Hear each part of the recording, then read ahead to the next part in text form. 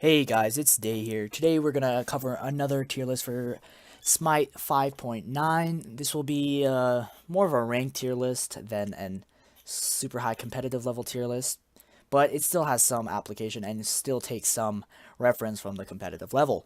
Let's start with Achilles. Achilles is he's S plus. He's basically been perma-banned and ranked as of right now. This is also in like diamond level as well, from what I've seen.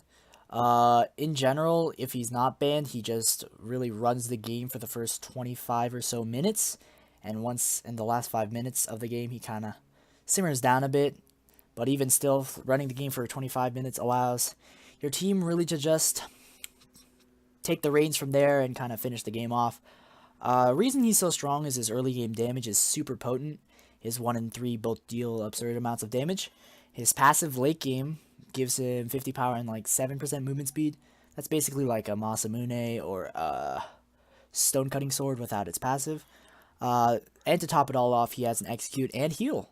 So that's just pretty strong to be pretty strong kit for a warrior. The main reason he's so high up on the tier list, because like yeah, sure, every god can have like early game damage, super high mobility, good healing, execute, the reason he's high on the tier list is he can flex into 3 roles, solo, support, and jungle. In the competitive level, I think we see him mostly in support because having a support with an execute is kind of really strong. In the ranked scene, you'll probably see him mostly in the jungle or solo. I think leaning more towards jungle because he can carry harder in that role, but you can definitely see him in the solo as well. Just in general, he really tries to run the game for the first, like I said, 25 or so minutes, so that's why he's S+. Next is Agni. Agni, in my opinion, is the best mage in ranked, and one of the better mages in competitive levels of play. His pre-level 5 is weak, and he's pretty squishy, but his post-level 5 really makes up for that, in my opinion. Agni bombs do an absurd amounts of damage, being on an 18-second cooldown. Each deals about as much damage as a flame wave, which is on like an 11-second cooldown late game. His stun can be applied onto any ability, and it's also pretty big AoE, so if he catches multiple people, it's a lot of damage. His dash is really long range, so he can engage and disengage and create a lot of space with that. His engage potential with his dash is also really threatening because he can get a lot of distance with it and then use it to stun you and then drop meteors, press 2, and burst you down. Yeah, he's not the strongest mage in competitive, but he's the strongest in ranked. Not in competitive, I think Ra and maybe Thoth are stronger in competitive, and even maybe Giannis, because you can communicate with your team when you're going to use these snipes, these like portals and whatnot. But in ranked, where you have less communication, Agni is definitely the go-to mage in my opinion. Amazinkob, the B god in the B tier. Amazinkob kind of struggles currently. Lack of mobility is really his main problem. He can't escape any sort of gank. He can't escape any sort of CC. He's kind of just a sitting duck, really, until he gets enough farm to be like a hunter that can hit you down with like 3 autos. But up until that point, he's really a sitting duck. And his ultimate, while being really good, doesn't provide him like with any defensive capabilities besides damage. And you can argue that death is the best CC, but once you actually do get CC'd, like you get stunned, you get Thor ulted or whatnot, you're dead. Unless you have like beads and sprint. Next is Apwash. Apwash is going to be joining Amazinkob. Basically the same reason. Plus, he's got a lack of early game. Like his Apwash's early game and his landing phase is really bad because you can't really go for poke and clear at the same time on Apwash. You can go for one or the other. Usually you go for the clear. Unless your opponent is kind of dumb, they're not going to be standing in wave when you drop your kit on it. So you can't really go for poke and clear like some other mages can. That makes his laning phase super weak. His level 1, level 3, that early game phase is also really weak, so you're going to lose a lot of lane pressure, meaning you're going to lose a lot of farm, meaning you're going to be behind, and since you have no mobility, being behind doesn't help a lot, if at all. It really doesn't help at all. That's the joke. Next is Amaterasu. Amaterasu, A+ god. Not a solo lane pick in my opinion right now, unless you're laning against a Guardian, in which case it can be. Ama's really, in my opinion, a support pick, and she's pretty good at it. I think she's underrated in the support role right now. Her one just gives a lot, especially early game. Like 5% movement speed and 15 power or something, 15-20 power. That's a lot early game in conjunction with her passive aura. That's really good aggression into the enemy dual lane. Not to mention the fact that the passive aura from her passive makes it so that the Guardian and the ADC have to spread out if you do apply it onto one, because they don't really want to take the increased damage, and if they don't, you can just abuse that. Her ultimate's on a 75-second cooldown, meaning that she can ult more often than, say, a Gab or a Sylvanas, so that's also a plus for her. And her mirror provides mitigation, so she's a decent frontliner. I'd say all in all, Amaterasu is an A+ god. In solo, she's not as good because she just gets bullied out by many warriors, and if she's laning against a Guardian, Guardians usually transition better to the late game simply because, you know, they're Guardians and they have more to provide. Depends on the Guardian though. If it's a Kerberos, he probably will provide more with that ultimate, but then again, it always depends. Next is On Her. On Her, I think, is, in my opinion, maybe the new pinnacle of balance, similar to what Agni was last season. On Her, right now, he has no, like, really bad matchups, but he has there's no real good matchup either. He's got resources in his kit to be a high tier character. He just isn't. Probably because he's not the best, like, late game hunter. Like, you can have more late game hunters, and that's what hunters really are right now. You really prioritize those late game hunters. On Her's level 1, level 3, level 5, they're all really good. His early game's really good. This is no mystery. His capability to just stun out a target and just, like, blow him up early game is there. His laning phase is good now that his impale can deal damage to minions even if you body block it. His ultimate being on a 75-second cooldown is really helpful for him because it's 75 seconds of CC, or 75-second CC immunity, basically. Okay, I worded that weirdly again. It's a CC immunity for every 75 seconds, and that's pretty helpful against how much CC there is in the game. He's also fairly difficult to gank because of, you know, the aforementioned CC immunity, the impale being a knockback, the leap being a knock up, the shifting sands being slow. So really, he has a lot of, like, self-peel in his kit. The only issue is that really hunters are being picked for their late game and not really their early game. Next is Anubis. Anubis is B tier.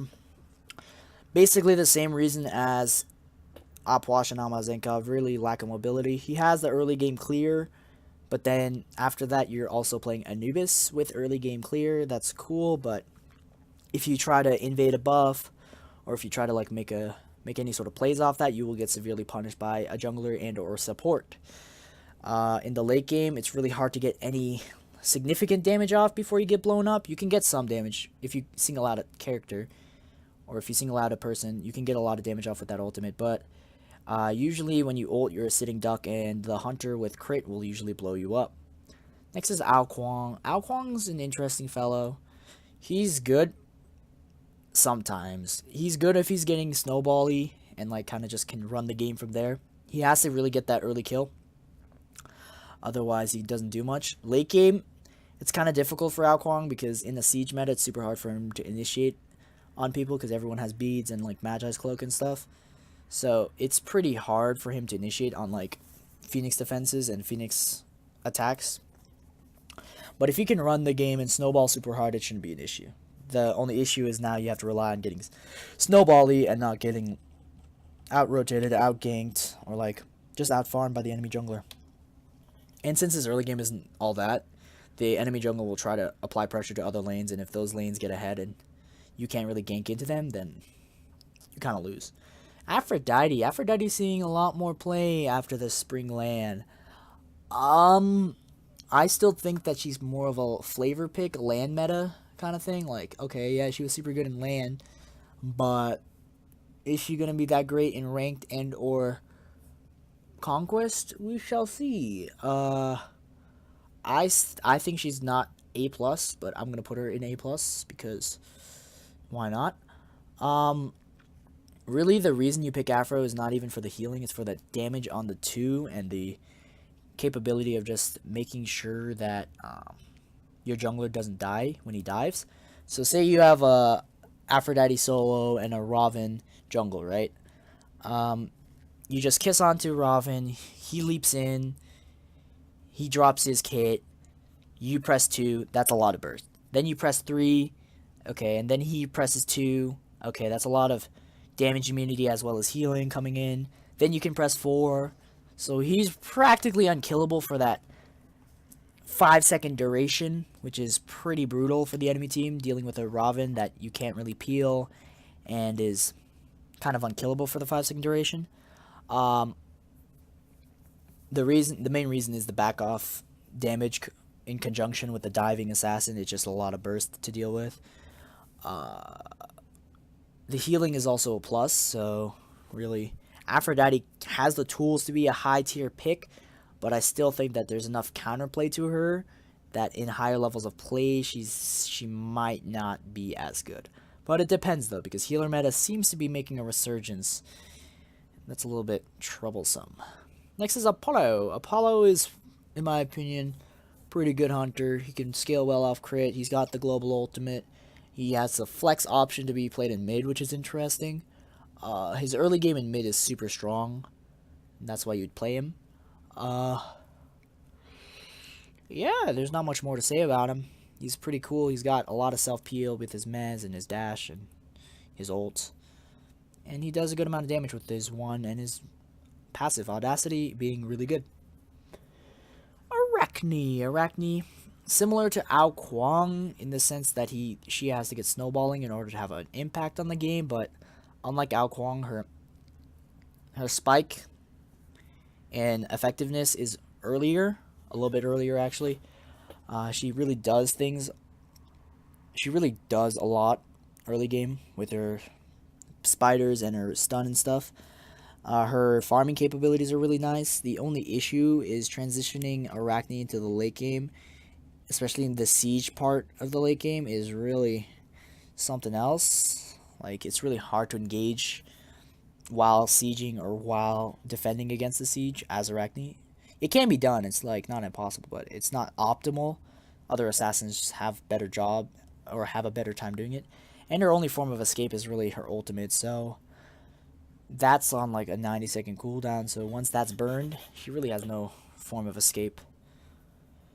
The second biggest issue with Arachne, though, is the fact that blink is super prevalent, and you'd think, okay, that's fine, Arachne can blink in. She's a fairly good blink user, except when you blink, you really want to just use your lockdown immediately to make sure that the opponent can't escape.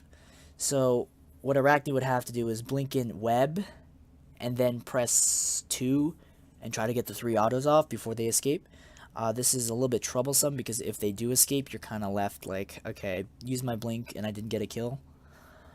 She does really well against like low mobility targets, but against anything with higher mobility, it's a little bit harder for her to engage on them because their CC isn't instant, whereas some assassins do have the instant CC to just make sure to lock down their opponents.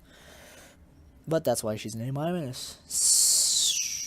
Ares. Ares is a god that's very interesting in the meta right now. He's super aggressive support. He's a super aggressive support, and because of that, you really have to rely on pressuring the opponents out in lane, because if you don't, you really can't clear wave nearly as well as almost any other support. There are very few supports that have worse clear than Ares right now. So you really got to make sure to bully out your opponents before waves even start, and if you don't do that, the laning phase is rough. We'll just say that. The laning phase is rough. His team fight is going to be really his ult and bolster defenses. Those are two abilities that you will be spamming a lot in team fights. His damage is really strong unless he's behind, and that's why Ares is risky. If he's behind or like really far behind, he does literally nothing. Next up is Artemis. This character is stupid right now. I think she's A+. That's how stupid she is. Artemis is really... she's something else. Have you tried ganking an Artemis before? It's kind of hard. So you're playing an assassin, you blink in, alright, she drops her boar. It's like, okay, I'm stunned here. And then she drops her root on you, and you're like, okay, I'm rooted here and crippled. And then she drops her 3, and you're like, I'm root, crippled, and slowed.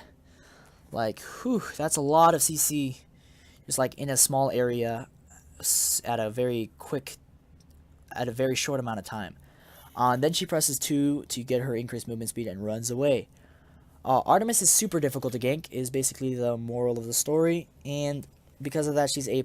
You'd think the lack of mobility would hinder her, but Tusky is, or Caledonian Boar, is a super strong ultimate. It's one of the best hunter ultimates in the game. Definitely one of the best teamfight ultimates in the game. You're able to just ping-pong around the enemy and just stun them out, really. You force a lot with that ultimate, and it makes it really hard to dive an Artemis, because if you get ulted by her, it's basically game over for you, unless you have like beads and Magi's cloak. But that's why Artemis is an A+. Not only that, she's a crit hunter, you know, and shreds things. RTO, we'll put her in A+ as well. She has solo, she has support, she can flex between those two. Neither of the roles that she plays is like amazing, but they're all right. In support, she plays pretty aggressive with her root and her slow on her dash. She can get some early first bloods if played correctly, because of her ability to have double the abilities of the opponents per level. Level 1, she has double. Level 2, she has double. Level 3, she has double. Up until level 5. Once the opponents reach level 5, she has a hard time. I mean, she can still do things, but it's a little bit harder because she doesn't have that big impactful Guardian ultimate like some other Guardians do. She more has the stance switch to try and get similar impacts of the Guardian's other abilities. So in solo, it's a similar story, except not really going to get that first blood. It's really hard to get kills in solo. But she can play aggressive, she can play defensive, she can really adapt in that lane. Really biggest issue is the dash. I mean, while being a long range dash, is also fairly slow, so you can catch that out and CC that. It's pretty brutal for an RDO player, because you really don't have any form of escape outside of that. Next is Athena. Athena is one of the best Guardians, if not the best Guardian in the game. Her solo lane is really strong, because she can buy teleport, use her ult to get to a team fight, and then teleport back to lane and lose very little. In support, she is also really strong, because, you know, it's a 2-second taunt, and that sets up a lot for your team.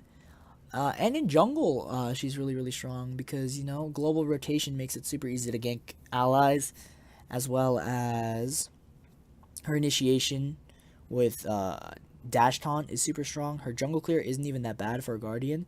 Her 3 dealing upwards to like 110, 120 damage early game. So yeah, Athena is super strong. She's a triple flex similar to Achilles, and she just performs super well. Next is a Wheelish. A Wheelish is not the best right now. She has specific matchups, and she has like specific comps that she works well in, but you really do have to build a team comp around her, otherwise you're not going to do much with the Wheelish. Her best part is her early game, and a lot of assassins have similarly powerful early games. She's just able to snowball, so she's pretty good in ranked. That's why she's an A and not A-. Her ultimate's cool, and it can be used to counter certain like leaps, I guess, and like if you have a lot of knockups on your team, you can use it there too. But her siege is it's really hard to use that ultimate in a siege, like once you're sieging phoenixes, mainly because if you're the only knockup on your team, you'd have to either rely on enemies having a leap or them facing away from you, and that's really difficult even no matter what. If you're defending a phoenix, they're going to be looking at you most of the time, so it's going to be really hard to land the 3 knockup. And if you're attacking the phoenix, they're going to be looking at you to make sure you can't do anything.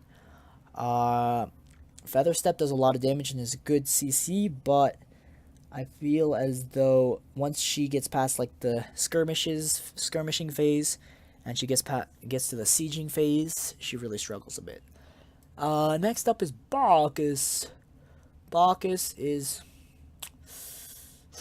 Where is Bacchus on this tier list? We'll put him in A-. He really struggles right now. He's got damage. He's got some CC lockdown. He's tanky, but he just doesn't have what it takes to be a good support right now, which is just like a lot of peel. He has peel, but he's really known to be the primary initiator, and because of this, it's really hard to peel because you're leaping into the opponents, and if you're doing that, you can't really leap back to your allies. It's kind of hard to explain why Bacchus is bad. Probably because of his lane clear, really. His early game is really bad, but it's also when his damage is the most impactful. And his late game is pretty strong. His teamfight phase is pretty strong, but at that point, he's like a couple levels down, so his damage isn't as high as it could be. But it's still pretty interesting. Bacchus is still an interesting character. Next is Bacchusur. Bacchusur is in the Basura. He is pretty bad. Midgardian male. Midgardian male. Rip Bacchusur, bro. I think Midgardian male buff hurt him the most. Midgardian male has health. Bacca has true damage. True damage. Best counter to that is mitigations and then health. Midgardian slows movement speed. Bacca relies on hastened Fatalis or hastened Katana in order to like just chase down opponents, run down opponents. And Midgardian male reduces attack speed, and Bacca relies on attack speed a lot in order to deal damage. It's hardest for Bacca's the worst of the auto attacking assassins because he can't choose to just auto attack a single character all the time. If he ults, for example, he has an AoE basic, and if say the support with Midgardian male just stands near his allies, you're getting slowed for both your attack speed and movement speed, and that kind of stacks really quickly because Bacca has a lot of attack speed. So all in all, the Midgardian buff really hurt Bacca a lot, and I think that playing him right now is really unsafe unless you're really good at farming with him because he is a farm monster. Next is Bastet. I think Bastet is a little underrated right now, a little under the radar. Her damage is pretty absurd. High scalings on all of her abilities. She's got Cats early game to deal large amounts of damage. Her playstyle is really hit and runny, so like you can hit an opponent and then run away, as the playstyle implies. Her late game isn't even that bad, as some people say.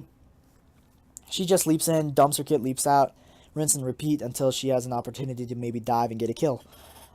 She's really good at bursting squishies. She's not very good at killing tanks, though, so that's one of her few drawbacks. But all in all, a pretty good character. She just lacks a lot of hard CC, so you're going to have to pair her with gods with hard CC. So I think because of that, she'll be an A tier god. Next is Bellona. It's really hard for Bellona to be bad because it's Bellona. But right now she isn't her best. Death Stole being removed hurt her a lot. And also the fact that most of the warriors she's fighting in the solo lane aren't going to be boxing her. And Bellona's pretty good at boxing because of her passive and her disarm, as well as her heal on the disarm.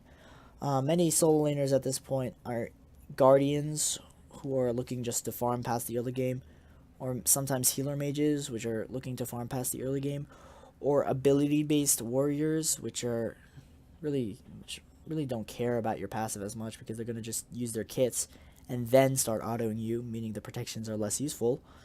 But she has certain good matchups, specifically against Erlang and Osiris. I think those are her good matchups, but those gods aren't heavily favored either, so she isn't really the best character in the game by any means. Next is Cabrakan. I don't think Cabrakan is very good right now. His jungle is subpar at best because of his lackluster mobility, really. His solo is also kind of like mediocre, just because like there are better picks than him right now. And his support is atrocious because he has a lot of single target and some multi-target CC. But his lockdown is really focused on just bursting people, and he's also really selfish. He's trying to tunnel vision a certain opponent, trying to tunnel vision a carry, and then just burst them down. But supports really can't do that. They have to sit with their allies, they have to sit with the backline, and make sure they don't die. Cabrakan doesn't really do that too well, so he's in the B tier. Next is Camazotz. Camazotz is a decent enough jungler. He has sustain. He has the ultimate that just like allows him to dive super easily. And he just has decent jungle clear and just decent jungling in general. His solo lane capabilities were kind of nerfed really hard when they nerfed him. So I don't see him in the solo lane as much anymore. Really, that's about it for Camazotz. He's got high sustain and he can dive towers because of his ultimate. Up next is Kerberos. Kerberos is pretty strong right now. I'd say he's one of the better solo laners. His impact as a solo laner is really felt, even in the 1v1 in the solo lane. His protection shred does a lot. His 1 does a lot, being a 1.8 second stun as well as a lot of damage.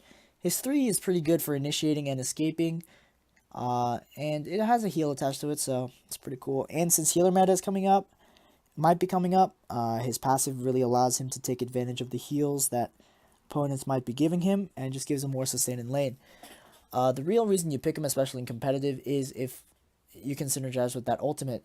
Stingy and Torment is really strong at setting up kills, specifically for like mages with AoEs or like hunters that are trying to auto things down. He's got one of the better ultimates in the solo lane. Because of that, he's an S-. Next up is Cernunnos. Cernunnos is pretty strong. How strong is he though? I think he's an A tier, A+. I mean, he's got... Okay, Cernunnos is flexible. He can go both crit and or attack speed, pen. But the thing about Cernunnos is that although he is very versatile, he also doesn't do either faction super well. Like he can crit and he can go like kin size, but he doesn't like perform either of them like super well. And because of that, he's an A+.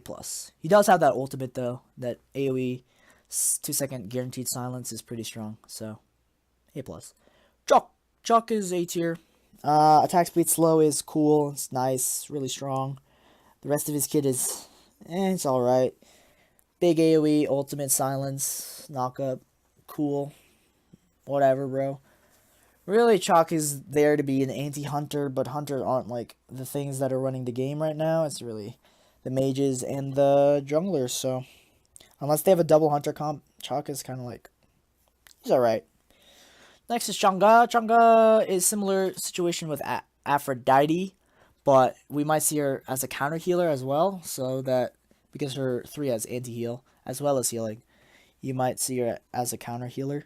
Her ultimate, you know, it's one of the better teamfight ultimates. Just makes it so that you can't line up, and if you do, you'll catch a waxing moon, and it can go up to 5 seconds or something like that, so it's not best to get caught. Her early laning phase is really what's weakest about her. She can't really, or she doesn't farm as safely as some other solo laners, and her clear isn't all that. But once she gets past the early laning phase, it should be smooth sailing for her and her team. Next is Chernobog. Chernobog's first 3 abilities are super cool and interesting. None of them are like extraordinary when it comes to what they do. And then his ultimate just really, actually I think it brings him down a tier. Chernobog's ultimate on the class and just the character he's on is just bad. Because the idea is that you can like ult anywhere on the enemy team. So say I'm playing Chernobog, I can gank the dual lane with my ultimate. And then I can use my really slow CC to lock him down, I guess. Because his 1-2 combo takes a while to get off. And by the time that he lands, they'll probably have already left. And that's no good. Also, being a hunter instead of like an assassin with that ultimate is kind of just detrimental, because as a hunter, you really don't want to be in the enemy's face. You kind of want to be sitting back, throwing autos out. And the Chernobog ult really doesn't allow you to do that. Next is Chiron. Once his training exercise is fixed, we might see more of him. But right now, he's kind of an A-tier god.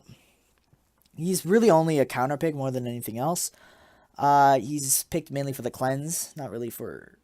He's pretty safe. He's a pretty long-ranged character, but besides that, he's mainly picked for the cleanse and his utility that he brings through that. Otherwise, some other hunters are more, just better, really. Next up is Kronos. Kronos is A tier. Most mage, auto-attacking mages are just A tier right now. Kronos is an auto-attacking mage, so he's A tier. He really doesn't have a place right now, because if he's in the dual lane, he just gets pressured at by hunters, and if he's in the mid lane, he doesn't have those big AoE ultimates that mid laners want to have right now, so he's kind of like stuck in this limbo where he's not good, but he's like not too bad. He's always going to be a late game hyper carry if you let him though, so always got to be careful of that, man. Next is Kokolin. Kokolin is also another pretty good solo laner, and sometimes he can be flexed into the support role depending on who you are. In the support, I don't like him, but if you do, he's got some good CC on his ultimate in his normal and transform form. His 3 is a nice push, and his 1 is a nice root. Both of these in his beast form. But yeah, Kokolin's always been known to be a lane bully, and he still kind of is in the solo lane, so nothing's really changed there. Next is Cupid. Cupid's a character, a god. He is similar to Chiron, except there's less of a reason to pick him, because what are you going to pick him for? His ultimate? That slows? Okay, why not just pick Hu Yi then? You want an ultimate that mezzes? Why not just pick Kernanos with a better ultimate, you know? It's just like, there's really no reason to pick Cupid over like anyone else. Specifically, I'm thinking Hu Yi. And because of that, I think he's an A-. Like, his early game clear is not the best. His boxing, if he misses his heart bomb, is literally over for him. And his ultimate is mediocre, even in a team fight. So, I really don't see a reason to pick Cupid. A- god. Next is Daji. She really fell off since her last nerf. Daji's A tier, maybe A+. We'll put her in A tier. Daji's early game is really strong. Once she gets past like the really early game, like level 1 through 4 is pretty brutal, but once you get past that, you have a lot of kill potential. Your 1 being able to slow and your 2 giving you movement speed allows you to chase super hard. And your ultimate's like Rama ult, except it also pulls people. And the aforementioned Chiron is the main counter to that pull, or one of the main counters. The issue with Daji right now is that, like, she got nerfed pretty hard, right? So her damage isn't as powerful as, say, like a Circuit. And her utility isn't as strong as, say, like a Nemesis. So she's got aspects of her kit that allow her to teamfight. She's got aspects to get picks, but there are some just gods that just do it better. Next is Discordia. Discordia is strong. Yeah, she's pretty strong. She's able to clear waves quite nicely. Her ultimate's always been a lot of damage and a lot of just dispersion. The real reason you pick her is her 2-1 combo. That madness in the siege, like in a siege or like in the jungle, is really threatening because of how big the AoE is. Her 1 also deals a lot of damage. In general, she's a pretty good counter pick to like Giannis and Agni, even though Agni doesn't have that many bad matchups. The main reason Discordia isn't higher on the list is probably because her leap isn't too long range, so it doesn't give her too much distance. So despite it giving iframes, it isn't like full on like disengage. It's like a semi disengage, like similar to Camazot's or someone else like Camazot's leap, Kerberos' old leap, similar to that range. And because of that, she's really easy to gank early on, especially. Next is Erlang Shen. I think Erlang Shen is seeing a little bit of a rise after his buffs. His CC is definitely one of the highs for a warrior, being able to CC with his 2, 3, and ultimate. His laning phase isn't too bad. If you can get a little bit ahead, you're able to skyrocket. In support, I like him a lot because he's pretty aggressive. And he also has a lot of CC to set up his allies, even though he's super aggressive. So I like him in support, but he can be played in the solo lane and even in the jungle right now. Except it's really hard to play him in the jungle because of Midgardian, but you can still do it. Next up is Fafnir. Fafnir is... where does Fafnir belong on this tier list? Depending on if you value Double Hunter or not, he's higher or lower. Fafnir is pretty strong, like I said, with Double Hunter. Otherwise, he's alright. There are better support picks, but he can be played. The biggest reason you'd pick Fafnir is his second ability and his capability to shred objectives. So his CC is relatively like single target, so that's not really the reason you'd pick him. And his draconic form is pretty strong, despite only having like 2 stuns that are both single target.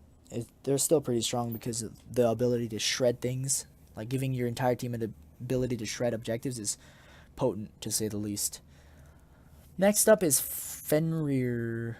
Fenrir has some good matchups against a lot of the mages right now. Because most of the mages have dashes, not leaps. The biggest issue Fenrir faces right now is that once you start hitting late game, and you start diving these backlines, and you start brutalizing and whatnot, you might get turned on and die for that unless you're building Bruiser, and Bruiser builds aren't really too valuable right now. They're not as valuable as they used to be, let's just say that. But Fenrir really struggles in the late game because he can get blown up really easy because most of his DPS takes a long time to come out. His ultimate also makes him a pretty big target as he, legitimately becomes bigger, and also is a threat with his grab. You just really want to release the ally as soon as possible, so you will try to kill the ulting Fenrir. Next is Freya. Freya's basic attack mage. Early game, pretty bad. Late game, it's alright. She's got decent enough late game. She can really hyper carry if she is given the chance, but otherwise, she's alright. Next is Ganesh. Ganesh is one of the best supports in the game right now. Even though Terra recently did go through nerfs, Ganesh is still really strong, in my opinion. Maybe because I'm just like the best Ganesh in the world. But his ability to isolate opponents with his ultimate and just like disperse them is super important. His laning phase isn't even that bad with his 1 and his 3 and stuff. His Ohm is super good at just peeling for allies. It provides protections, and it also, silences opponents for 1.8 seconds. And his dash is just nice early game setup. I'd say that Ganesh is one of the best supports in the game. Probably not the best support. I think that title goes to like Athena or something. But he's definitely on the better end. I'd say he's S. Next is Gib. Gib is strong as well. Except how strong? We'll put him in S-. He's strong right now because crit hunters are coming back in the meta. Late game hunters like Artemis, Rom, Hachi, all these guys are coming back in the meta, and Geb's passive really hurts crit DPS. But that's not really why you'd pick him. You'd pick him straight up because of the shield and how strong that shield is. It basically allows your team to be a little bit more reckless, a little bit more careless. But it also allows the team to be a little bit more aggressive, which is kind of strange because Geb's a very peel-heavy comp. And it also allows to make more defensive plays, because that combined with Cataclysm can really shut down any sort of dive attempt. Next is Guan Yu. Guan Yu is also super strong right now. He has some bad matchups like Serket and Odin, but besides those, it's really hard to stop the Guan. Specifically in the solo lane, because once you start like getting all that farm and you're able to get a bunch of points in your 1 and your 3, your late game is just nutty. You're able to heal every like 3 seconds with full CDR, and you're hitting multiple teammates, and this heal is healing for like 300 base, and it's up every 3 seconds. That's a lot of healing. His 3 being able to shred protections allows him to be a little bit more aggressive in the laning phase, and his 2 is just a pretty big, strong, slow ultimate, highest base damage ult, one of the highest base damage ults in the game, and also one of the strongest CCs in the game, a 2-second stun attached to that ultimate if his passive is up. So really, all in all, just a lot of things that can happen just as soon as Guan gets his passive up. Next is Hachiman. Hachiman is the best hunter, or second best hunter in the game right now. His early game is strong, mid game is strong, late game is strong. Really, he has no weak points. He also has no bad matchups. His ultimate is literally an unmissable slow, so that's just really nice. And his 2 is really good poke, as well as decent enough lane clear. So really just doesn't have a weakness, does he? Next up is Hades. Hades is A tier, más o menos. He might be a little lower, he might be a little higher. but I'll just put him in A tier. Really just a sitting duck when he ults, similar to Anubis. But he does usually build tankier, and or he is usually played more in the solo lane. Hades is fairly predictable because at some point you're going to have to use your 3, and it's either after your 1 or your 2, unless you're weird and you just auto, in which case, like, you auto attacked, and you use your 3 to consume things, but, like, it's not that great. If you, like, leap in and auto, it's not that great, because you've already leaped in, so might as well just use it. But other than that, Hades kind of just, like, doesn't do well in any of the roles he could play. Mid, he has to be tanky. Solo, he's not tanky enough. And jungle? Is jungle Hades a thing? Probably not. He's just not as good as other assassins right now. That's why he's in nature. Next is Hubwa. Hubwa is super good right now. He is really hard to deal with, especially in ranked. I think in ranked he's definitely S. In this tier list, he's S-. I'd say that Hubwa is one of the hardest snowballing characters in the game. He snowballs super hard. And the problem with that is he's a late game character, so even if he doesn't snowball and he kind of just like lays low, he's still a late game character that late game will just two-shot you with Soul Reaver, like 3-1, you're dead. His Carpet is also a super underrated ability that allows him to maneuver around the map really nicely. So what's left? His ultimate? That's a lot of damage. Let's just say that's a lot of damage. Hubwa, definitely a highly contested pick in ranked. Not nearly as much in SPL, that's why he's only in S-. Because if you play him in SPL, many teams will probably pick like some sort of assassin to punish you super hard for it. If you don't get punished, you will feel pretty good because you're going to do a lot of damage, and you're also just going to mow through opponents with your ultimate. Next is Hel. Hel might see a resurgence in the healer meta. I feel like Hel is the least likely because she's the most risky of the 3 mages. Chang'e and Afro both having damage immunity. Hel does not. Hel also has to be a little bit closer to the wave to clear it. Her 3 in particular. Repulse comes to mind. Her heal is good. It's very good. It's probably better than Chang'e and Afro, but unlike Chang'e and Afro, she doesn't have an ultimate, so she has to compensate in some other ways. And the only problem with not having an ultimate and not being able to compensate as much is that Chang'e and Afro are pretty strong. They're both pretty strong, so Hel's just A tier. There's really no reason to pick her over Chang'e or Afro right now. Next up is Hercules. Hercules is A+. He's a lane bully. He's Hercules. He never dies. He's Hercules. He's got the pull push. He's Hercules. He's an oppressive force in the solo lane. His ultimate also does a lot of damage. Can secure objectives. Can steal objectives. Just a pretty big menace from the solo lane. Next up is Hou Yi. Houyi's the hunter that you'd probably pick once you can't get your like top 2, top 3 picks. You just pick Hou Yi and hope for the best. He does a lot of damage. His ultimate is really strong for like zoning and controlling an area. His leap is just, it's decent safety, and his 2-1 combo is really potent, especially in the 1v1 boxing match. If you're good at hitting ricochets, he's an S tier god, but since this is ranked and you have to be almost all levels of players, it's just an S- god. Next up is Hunbats. I think a severely underrated character. Really, I mean, I've said this multiple times. His kit is average. Like, his kit outside of his ultimate is average, but then you slap on that 2-second fear in a ground target area, then he becomes a pretty strong character. Being able to blink ult as Hunbats can really shift a team fight in your favor, or just force a bunch of beads so that your support can shift a team fight in the favor of your team. I think that Hunbats is super strong right now, and I think is a little underrated for sure.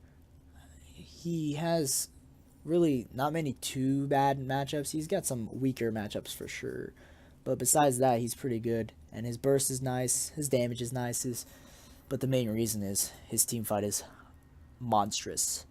Isis, I think another god that's underrated right now. I think Isis has the capabilities and potential to be one of the best mid laners in the game. Snowball does absurd amounts of damage, and so does her Wing Gust. Silence is nice self-feel as well as just set up for your Snowball and or Wing Gust. Her ultimate is really strong, being able to secure objectives as well as being able to just control a space for a long time. You can make sure your allies take less damage and also heal them once it's fully popped. This is really good for sieging and counter sieging, surprisingly enough, as well as just confirming objectives such as FG and Gold Fury. Izanami is a pretty bad character, and it's sad because she's bad because she's unique, if that makes sense. Her auto attacks are like boomerangs, right? So they go forward and they go back, meaning that if you just juke out one portion of that, you have less DPS than like a normal hunter, which is rather unfortunate because I think it's a really unique mechanic to have like different types of basic attacks. Like, what if we had like a shotgun-esque type basic attack? That'd be kind of cool. It's just unfortunate that right now in like a boxing match, if you try to box as Izanami, unless you're ones up, you're gonna probably lose that boxing match. But alas, here she is an A-. It doesn't matter too much for her. You can still play her, it's just like they're probably better picks. Next up is Giannis. Giannis is strong. He's got the global ultimate. With communication, you can really rotate from point A to point B. Without communication, you kind of just fire it off as a snipe that deals damage and hope for the best. Sometimes you'll use it to rotate, not often though. Depends on how high of an elo you are in. In the pro level though, I think Giannis is really strong. He's capable of just like moving entire teams around, being able to position them better. Just does a lot of damage with unstable vortex as well. He's also really safe, so really there's a lot of reasons to pick Giannis. Mainly the mobility coming out of him. Jingwei. I think Jingwei is also a pretty high tier hunter right now. I think Jingwei, Huyi, and Rama are the gods you go for when Hachiman and Shibalanke are not on the table. At least in the dual lane. Jingwei, pretty good at farming. Her passive allows her to get back to lane quicker than most other gods.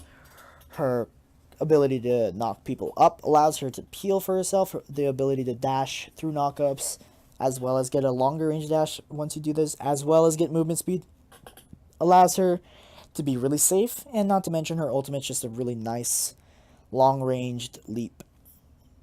So yeah, she's just really strong because she can farm super well, she's super safe, and her boxing potential is not even that bad. Next is Kali. Kali's not doing too well right now.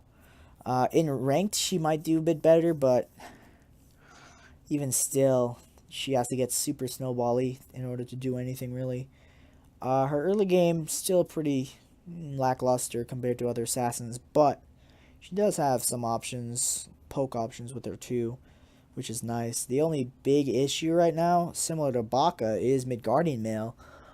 It really hurts Kali's DPS a lot, because she relies on the Kin's procs multiple times, and if you have the Midgardian Mail, you're slowing her attack speed down by 15% 3 times or something like that, or 10% 3 times, so 30% attack speed reduction really hinders the DPS of the movie.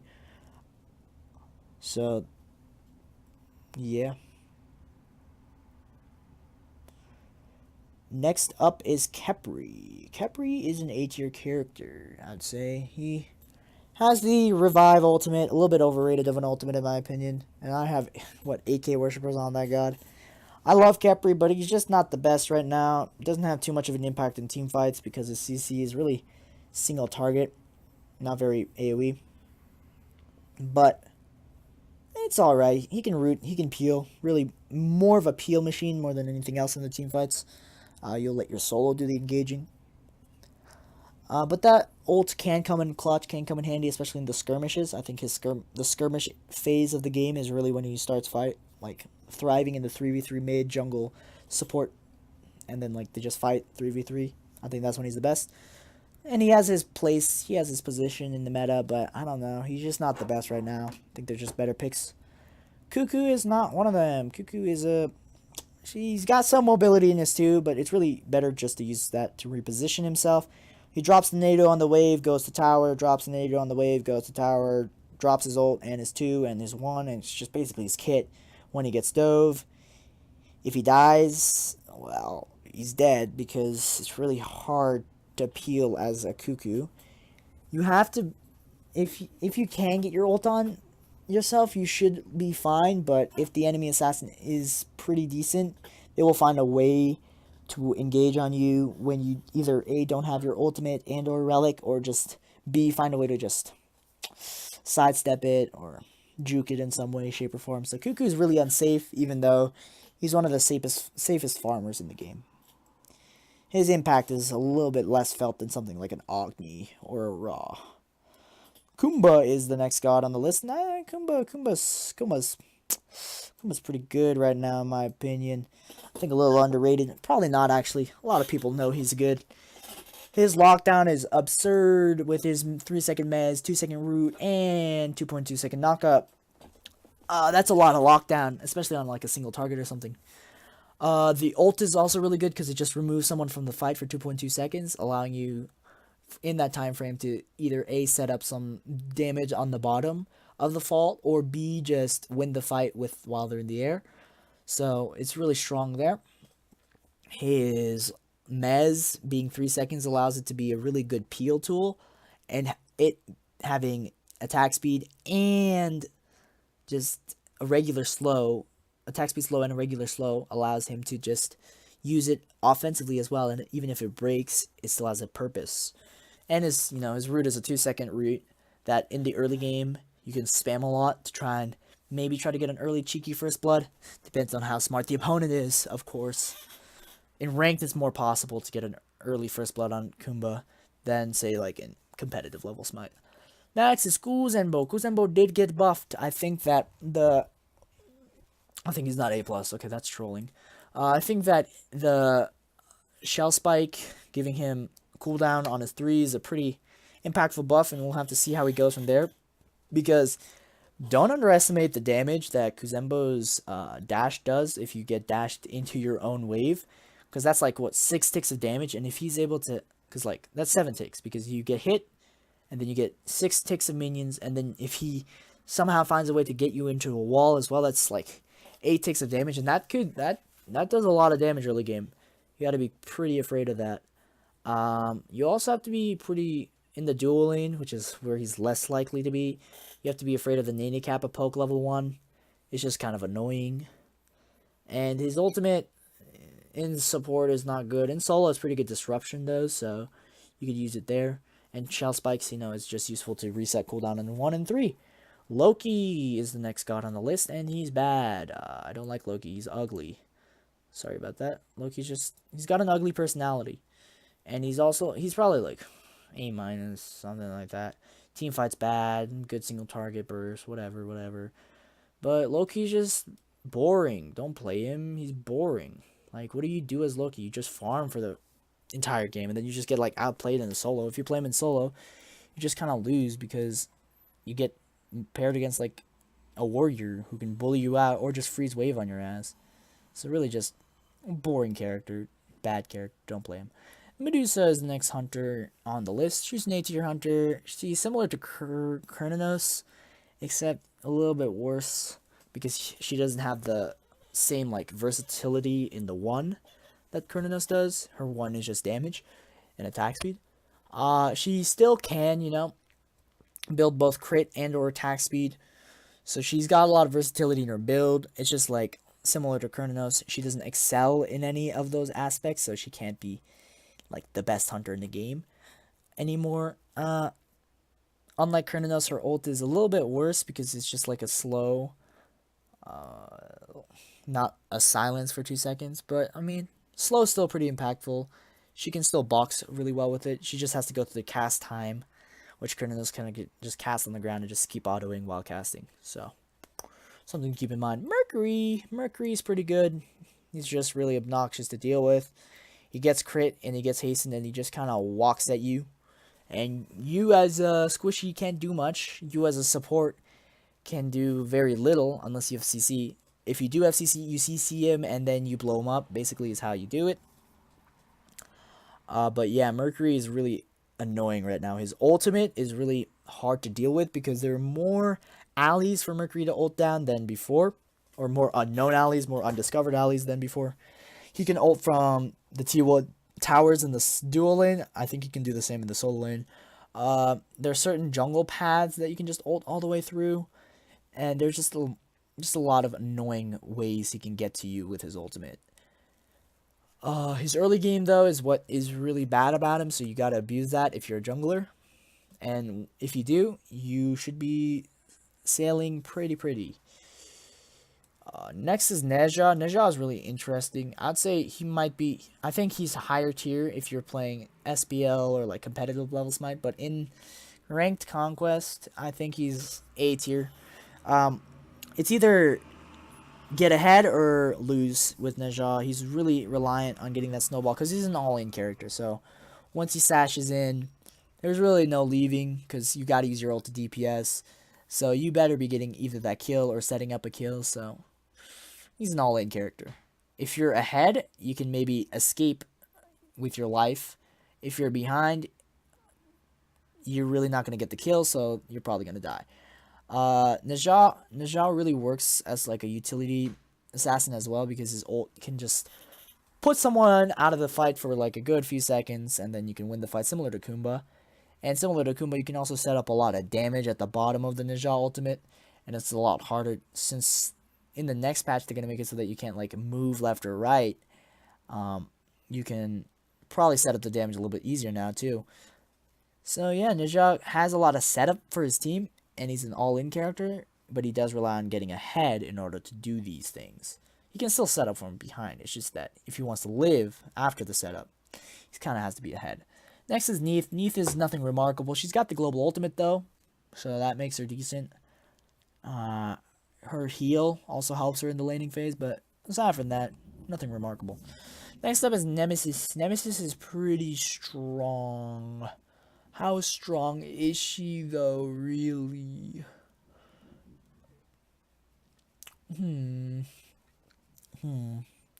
I'd say she's S minus. She has the ultimate, and I think that's the real reason you'd pick Nem. That ultimate just makes anything squishy.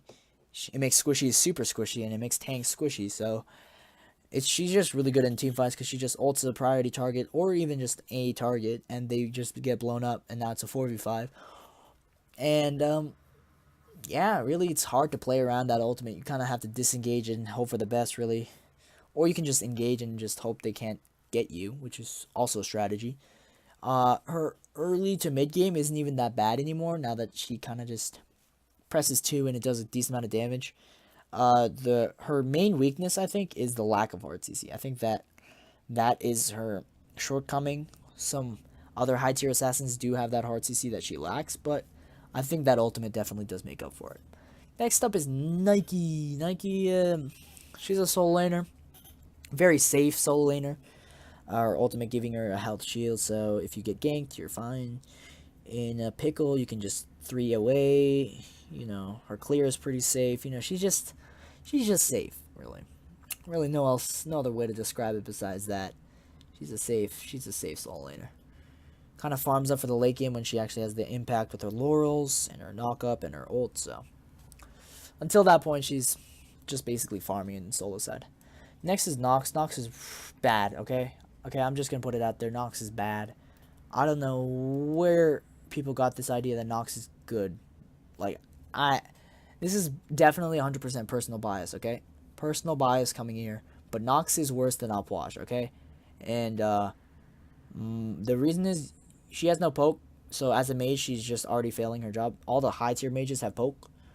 Her damage literally requires 2 abilities to land, and you have to make sure both of those abilities land, otherwise you have no damage.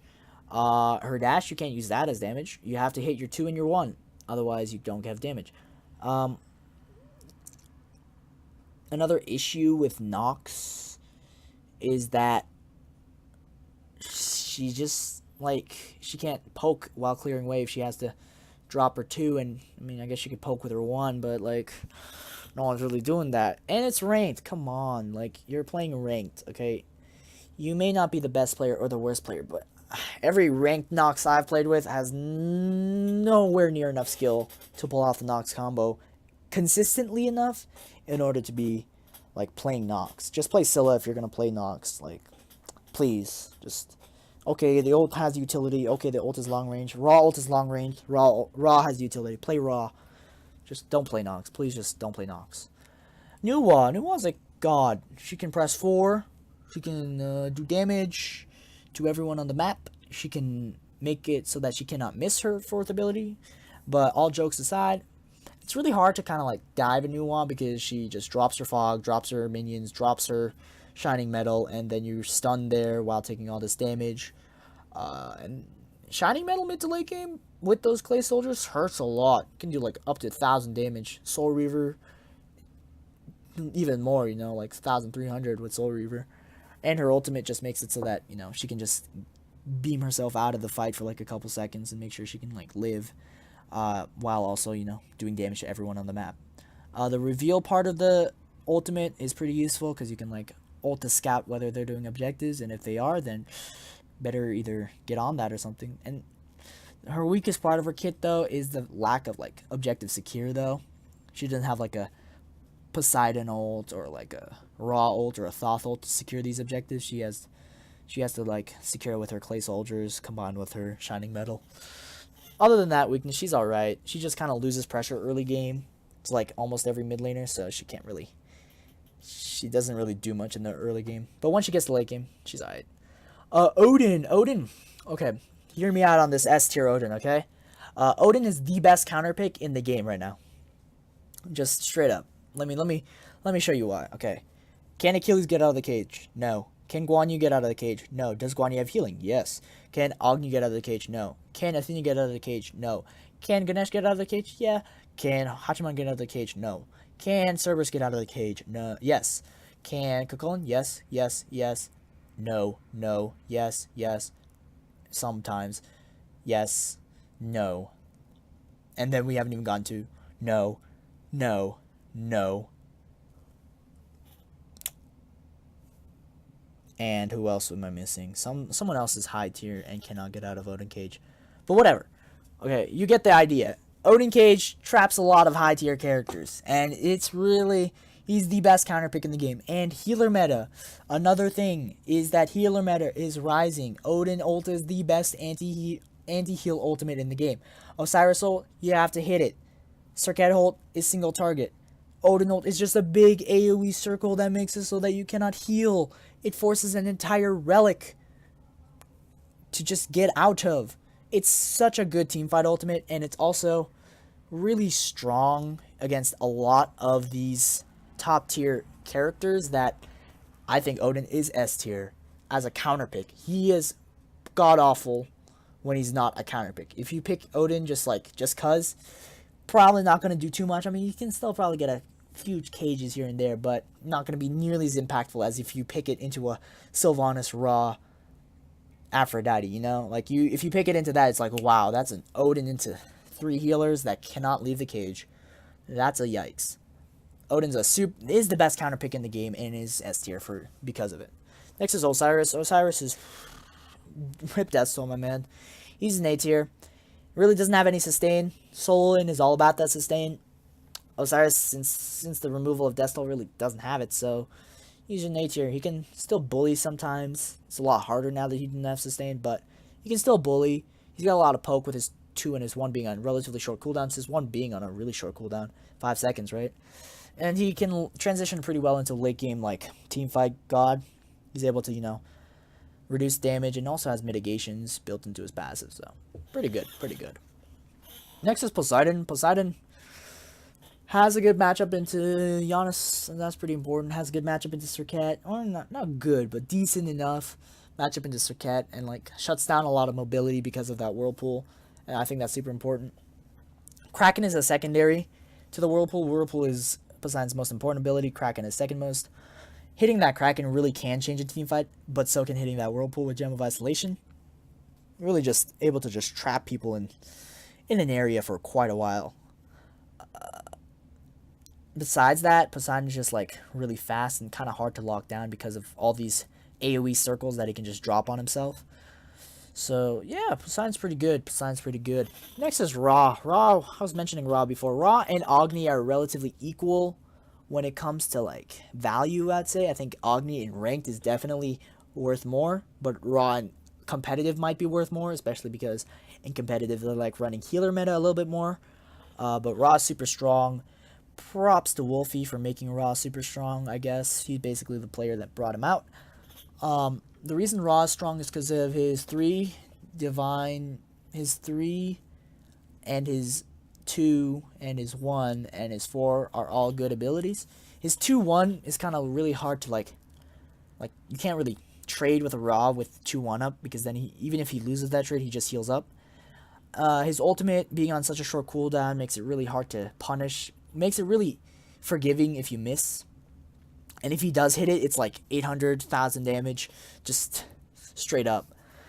So you can use it at the beginning of the fight, because if you have 40% CDR, it should be on like a 30-second cooldown, plus Chronos Pendant, so like 27-second cooldown. So you can use it at the beginning of the fight to chunk people down, and then if they disengage, you can maybe get an objective off that, or you can use it at the beginning of the fight and then use it at the end of the fight to close off any kills that were narrowly escaping. The best time to use it though is just like as a big burst damage with like say Geb ult or Kerberos ult.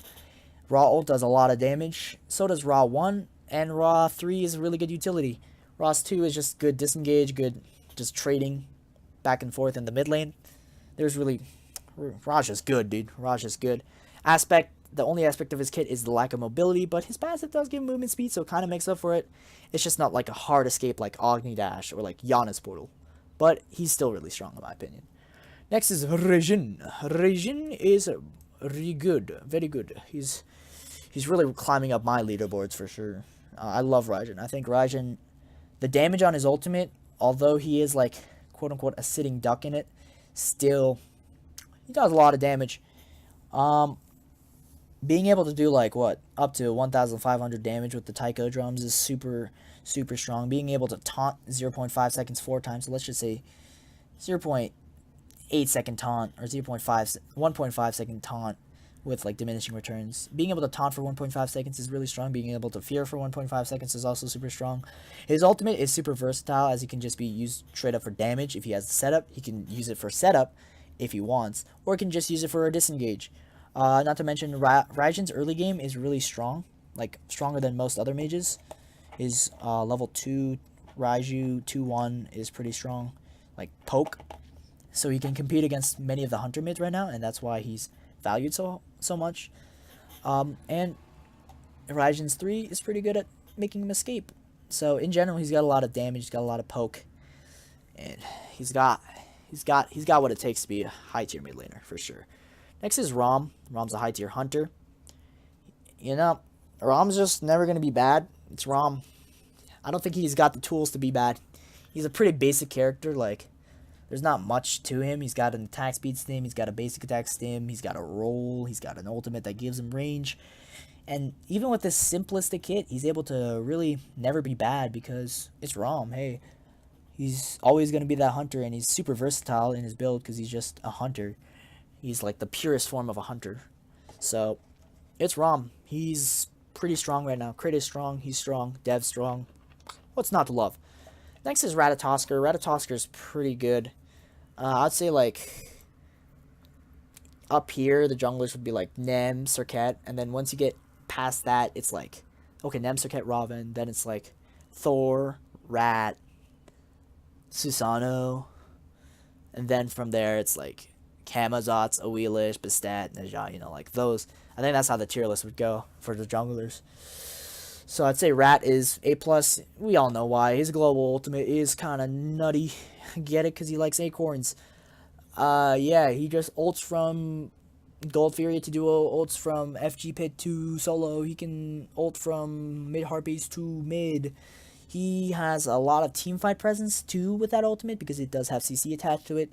He also has a decent amount of just mobility because his dash, and he's got a stun, so it's always nice. A protection shred on his 2, pretty good too. Really just a well-rounded, solid kit. Well-rounded, solid kit. Next is Robin. Robin's strong. He's one of the best dive, quote-unquote, assassins there is. He just ults into the backline, drops his kit, presses 2 to get out, and then he can do it again with Blink and presses 3, presses 1, presses 2, gets back out, gets at least 1 or 2 kills, because he's doing so much damage with his abilities. Damn, Robin does a lot of damage. And yeah, that's Robin.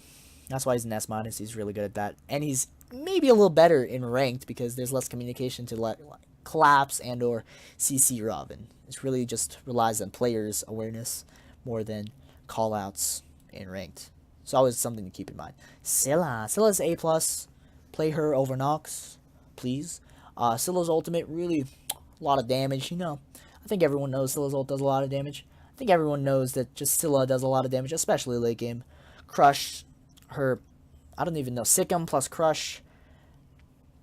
Oof, obliterated. You're probably deleted if you're a squishy.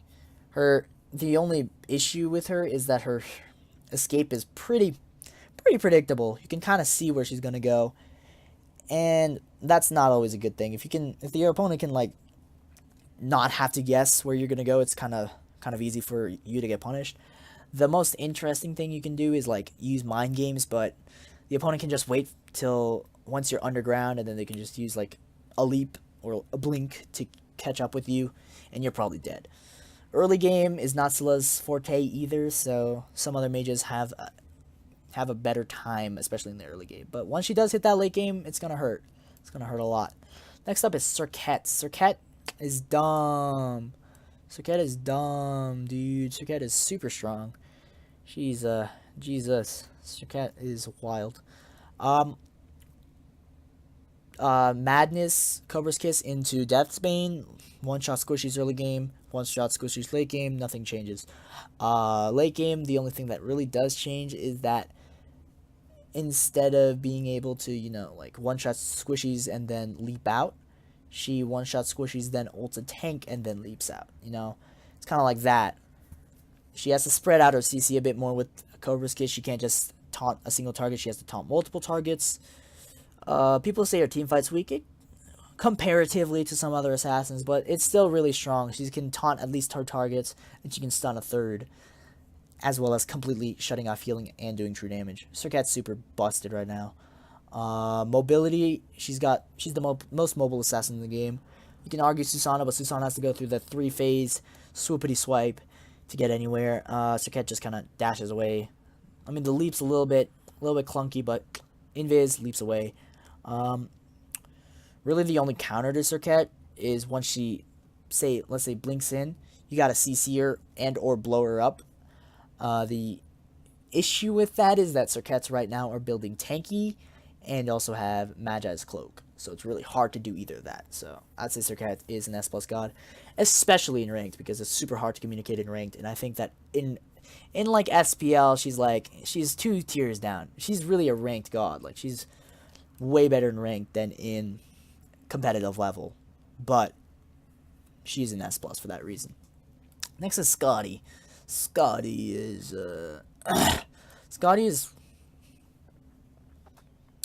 she's alright. She's an ability-based hunter. She's got Calder. She doesn't have any sort of like dash or leap, so she's alright. Could be played mid, ADC, flex. Alright. Sobek. Sobek is good. I like Sobek. He's got the pluck to set up as aggressive CC. If you miss it, you get punished. If you hit it, they get punished. It's pretty well designed ability. He's got a good laning phase because of his 3 healing. His 2 is nice disruption, and his ult is pretty good slow. So, just all in all, a good guardian in general, and can be flexed into solo and support. Next is Soul. Soul is an auto-attacking mage. She's okay. She's got the 3. After her 3 kind of completely disapparates, get it? Because that's what it's called. You can just kind of blow her up. Her ultimate's nice if she hits a couple ticks on it. It's a really good objective secure ultimate, though, for sure. Her boxing is pretty good because of her passive, and her abilities are alright. She's okay. She's an A-tier god. Next is Sun Wukong. Sun Wukong he's an A-tier god as well. He's safe. He's a solo laner. He clears the wave. He maybe pokes you out a bit.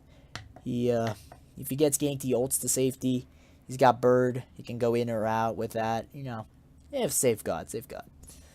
It's really hard to explain these like relatively average gods.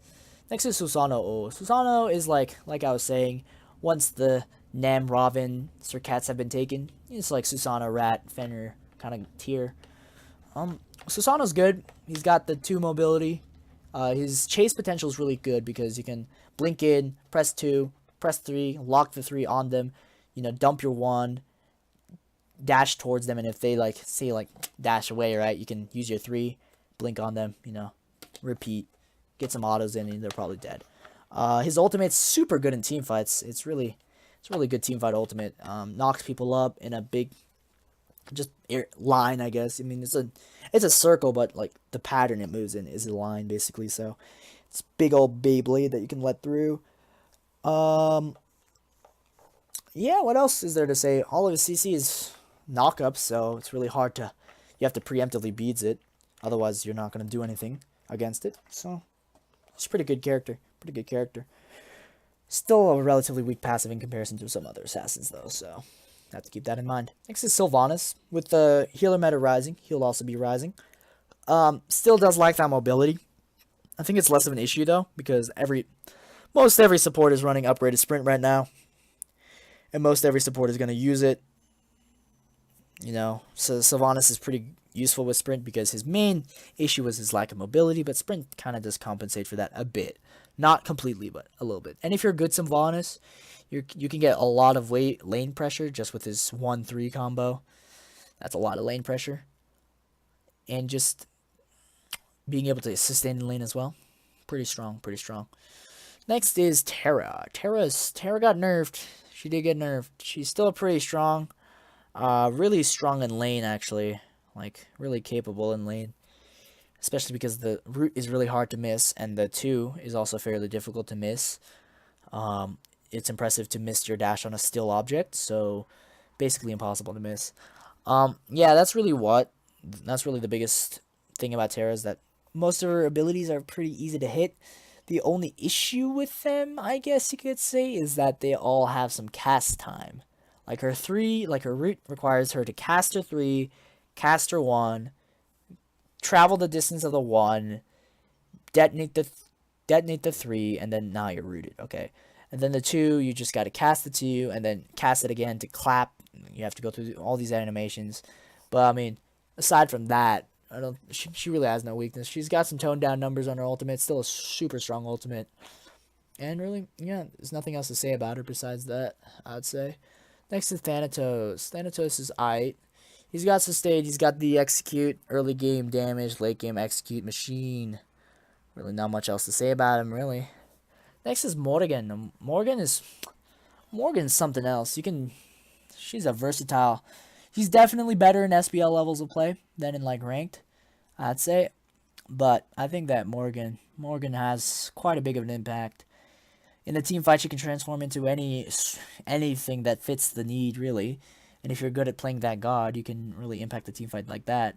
Morgan by herself also does a good amount of damage and is also able to really just maneuver around the map with the invis and is able to like do quite a bit of work. Really though, the biggest issue with Morgan is that early game, her ult's on like a 180 second cooldown, so your base kit early game is pretty weak in comparison to other mages, so you're gonna have to deal with that for a bit. And she also has a really heavy reliance on cooldown, so it's hard for her to fit a lot of items into her build. So if you can try to force like anti-heal and like anti-burst and I don't even know, something else onto her, it's really hard for her to get all of that fitted in with her 40% CDR, which is basically a must on her. I mean, it's not too hard to get CDR right now because CDR boots are so strong, but even still. Next is Thor. Thor, similar to Rat. They're basically the same. Rat ult is better, but Thor's kit, in my opinion, is a little bit better. Double tap does way more damage than like Rat 3 or Rat 2. Yeah, Rat 3. Thor wall late game just does more than like Rat's whatever, some other abilities, because, you know, it's like a 1.8 second stun that also provides a wall. So if you're able to catch people, you can really make a really dangerous situation for the enemy team. His 1, a lot of damage, double tap. If you're really good at it, you can double tap, teleport, spin, win. Basically how that goes. His just lockdown / burst, once he lands in his ultimate, is kind of nutty too. If you don't have beads, basically how it goes is you ult, you land, you hammer, you wall, you spin while the hammer is coming back. So that's just, that's a whole lot of burst coming through. And if you're a squishy and you don't have beads, you're dead. There is really no way you're going to live through that. If you're tanky, you probably might live through that unless it's early game. Then you're also dead. I think that Thor, compared to Rat, transitions a little bit better into late game, but they both can transition into Bruiser builds, and the comparison is really weird. Thor and Rat are basically equal, is what I'm trying to say. Next is Thoth. Thoth is high artillery mage. Pew pew pew. He fires a lot of those long range projectiles. He's not as good at. He's straddling the S minus, I'd say. He's not quite good enough to be S tier because his early game is weaker than some other mages. Let's just put it like that. His 1v1 is good. His lane clear is a little subpar. He's really safe though, so okay, you can get through the early game. Late game, you start swinging super hard, and that ultimate deletes things, so why not? Next is tier. He's average. You can dash in, do the damage, and then you can heal up, dash out, rinse, repeat. You can ult sometimes when you need to do more damage or leave more. Pretty run-of-the-mill solo laner, really. Next is Ullr. Ullr is actually not as good as he used to be because late game hunters are really prioritized. He is, though, however, a lot better in ranked than he is in competitive, for sure. He's probably he might be S- in ranked. Depends on what level you are playing at, though. I'd say that as well. Ullr is Ullr is better in mid right now, but hunter mids aren't as prioritized as they used to be. But he's still got his presence in both the mid and the ADC, so he's still an A+ at least. Next is Vaughn. Vaughn has an interesting one. I think Vaughn's going to be the new counter pick into an Artemis, because Artemis is nuts and stupid. Vaughn is definitely probably going to be the counter pick because you just ult through Artemis ult and you just ult through Artemis peel. But other than that, one particular matchup, I don't think Vaughn going to be too prioritized. Vaughn jungle is really the way you want to run him if you are running him as a counter pick. I don't think Vaughn solo really does too much for you right now. There's just better solo laners, really. He doesn't have any sustain outside of his ultimate, which is one of the few reasons why he's not too highly valued. Next is Vulcan. Vulcan is just discount Hebo, basically. His Hubwall's ult is probably better, just simply because you can use it as an escape, as well as, it's easier to hit. But Vulcan ult does do a hefty amount of damage. And he's got the knock-up set up for his 1, similar to Hubwall. Hubwall's 2 is also better, because it's, repositions himself. But Vulcan's turret, it's cool. It's basically a pet. We can use it as a pet. Next is Xbal. Xbal is one of those gods where it's like, he was pretty underperforming. Not too much, just a little bit. He could be good, but he's just not. And then Hyra's changed his passive, just the way it works, and everyone's like, maybe Xbal is a little bit good. And he is. He is. Let's just put it like that. Xbal, stupid god. No matter where, I think that he's one of those gods that doesn't pub stomp ranked, and it doesn't require too much communication, because when you're Xbal ulted, there's a couple things that occur. When the Xbal is on the enemy team and he ults you, you have to stop moving once the last thing, whatever it's called, token or whatever, locks in place. You have to be aware of the fact that they probably will either try to engage or they're trying to disengage right now. And you just, in general, have to rely on your ability to react more than anything in order to avoid any sticky situations when Xbal ults. Definitely good in competitive levels of play, because when you're on the team with the Xbal can say, "Oh, I'm ulting," and then you as a raw can be like, "Okay, well now they don't know I'm about to ult too." Just a lot of that blindness really being global and everything. A lot of bad. And then they changed his passive so he gets basically free power. So he's basically outboxing every other hunter in the game. Also pretty bad. Next up is Jing Chen. He's a pretty good character. Not the best for sure. He's fun, well, not the best. You can press 1, clear wave. He's a solo laner really, more than a support. You can play him as an aggressive support, but he's really a solo laner. Press 1, clear the wave. Press 2, root opponents. 3, you can reposition yourself. Ultimate is good. Asterisk, whatever. The ultimate's good if your opponent doesn't react quick enough to get out of it, but you know, it's also known as like one of the slowest ultimates in the game, so your opponent probably will react to it. If they do, you know, unfortunate, but usually you can maybe catch a couple beads with it. It's a pretty good beads burner ultimate if you do catch people off guard.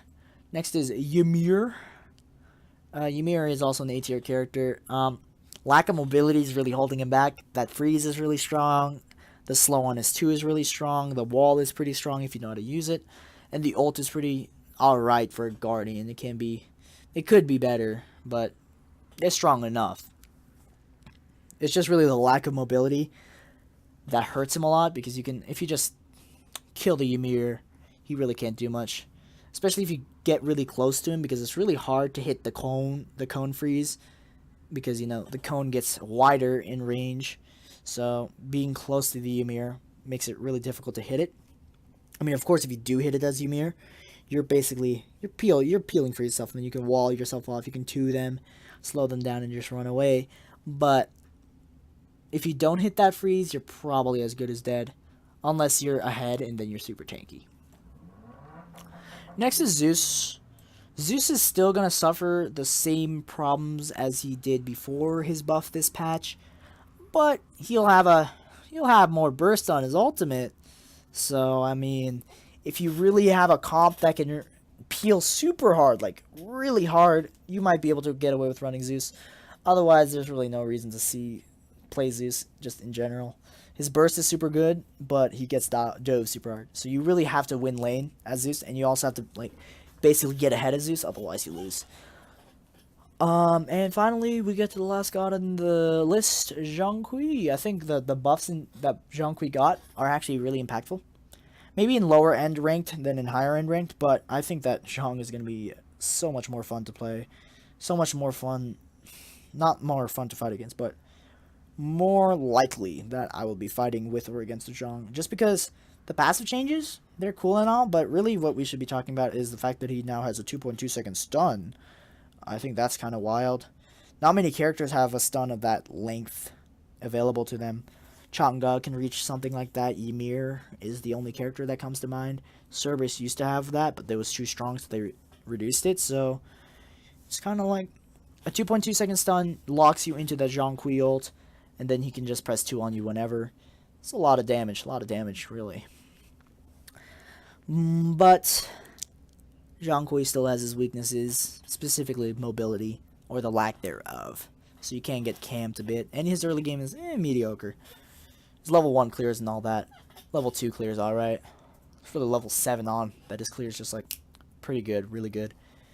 He's probably going to be played more in the solo than in the mid, but he could probably be played in the mid to bully out opponents, because he's fatter than them. We'll have to see, though. He still did recently get buffed. But that right there is the tier list. Hope you guys enjoyed. I'm not claiming that this tier list is 100% correct. If you disagree with me, please tell me what you disagree with me in the comments down below.